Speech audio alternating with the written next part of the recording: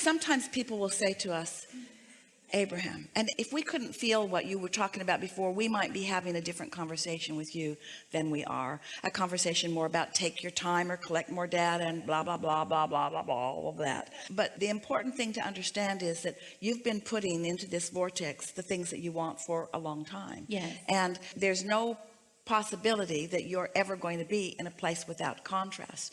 But what you do about the contrast is everything. And most humans in the subject of relationships want to talk about what the other person is going to do in regards to contrast or in regards to resistance, not about what they are going to do. And you can't control what they do, but you can control what you do. So what we're talking about is the difference between flowing energy because you are in alignment and you're feeling the call, and reacting to what someone else is doing. Here's the thing. This is a really good way of looking at this. If you've got your train, let's say that it's really loaded down, it's got a really heavy cargo, and it's got a lot of powerful engines on it, and it's moving really, really strong and fast in that direction, and you tack a little opposing engine on it going the other way. This train is not even going to notice that engine pulling in opposition. One time, Jerry and Esther, with their big Prevost monster bus, towed their car behind it with the brakes on. The bus did not even know it was happening. Made no difference. It just turned that car into a sled and pulled it until the wheels were on fire. When there's enough momentum going this way, your resistance becomes less important, you see. But if you're going this way and this way and this way and this way and this way and this way, then your resistance is a bigger factor in your life experience. So if we were standing in your physical shoes, we would focus upon those delicious positive aspects, of which there are so many. And we would not allow ourselves in time, it'll take a little practice, to be a reactor to the things that are bothering you. And one of two things will happen. In other words, it always works itself out. Because sometimes people will say, Abraham, they'll tell us about some relationship that they have, and they'll say, do you think I should leave? And sometimes we say yes, because the truth of it is that law of attraction, when you're looking for harmony and your vortex is full of things that you want, and this other person is really not a vibrational match to a lot of things that you want that are in your vortex, then harmony is doing this. That's harmony. But it doesn't feel like that in this conversation. Mm-hmm. Well, how much longer do I have to do this? Because it's forever. I mean, okay. So with this person, for example, like when your question is, how long do I have to put up with the discomfort? For as long as you've got those vibrational patterns going on within you. For as long as you think that somebody else needs to make the change in order for you to feel better. Right. But isn't that relationship, do you compromise? You know, maybe you don't want as much of a domesticated relationship as you think you do. I've thought of that. Maybe it's possible to have everything that you both want. So you want this, the other wants this, and let's say it's different. Well, the universe can accommodate both of you completely, and you can live happily ever after. But if you're looking over there at what that one wants and you're all bound up about it, or the other one's looking over at you and not liking it and all bound up about it. So who's bound up here? Who has the most angst about what the other one is doing? You or? I think me. Yeah. Okay.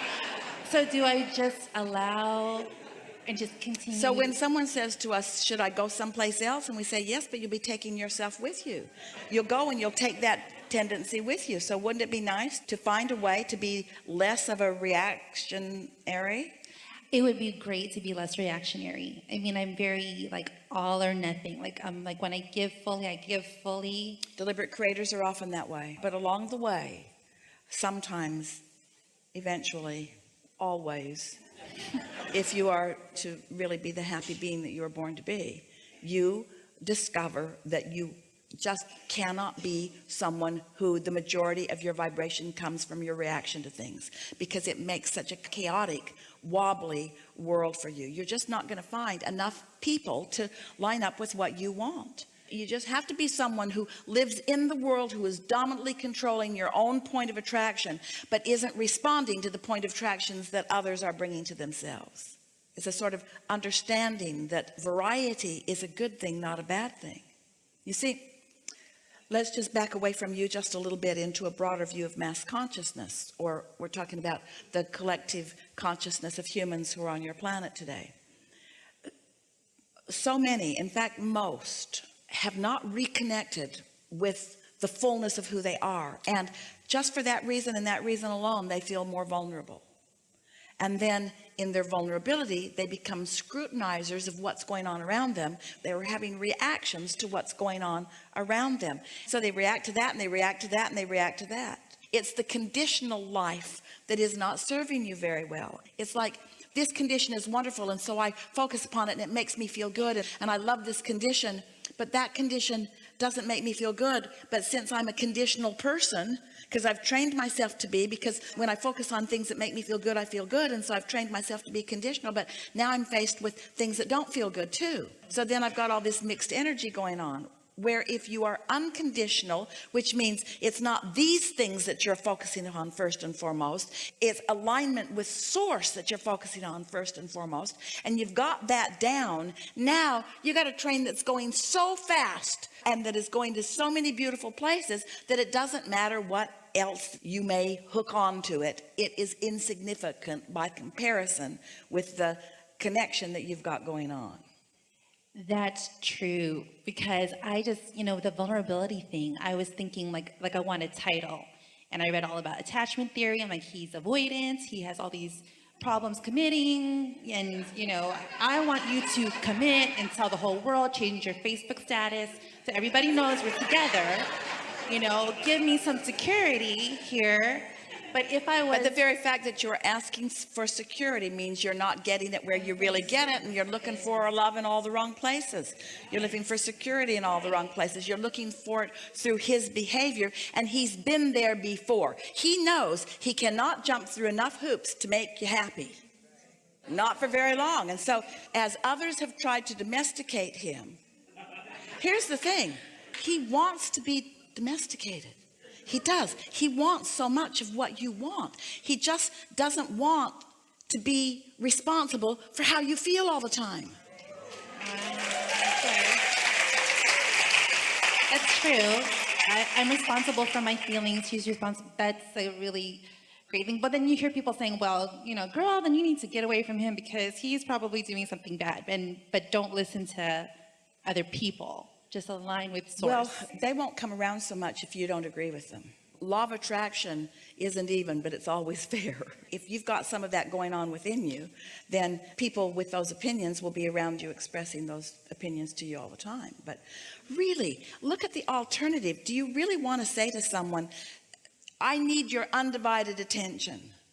We promise you, if he were to give you undivided attention, after a little while, you'd say, I need my space. I've had that before with other people, and that's true.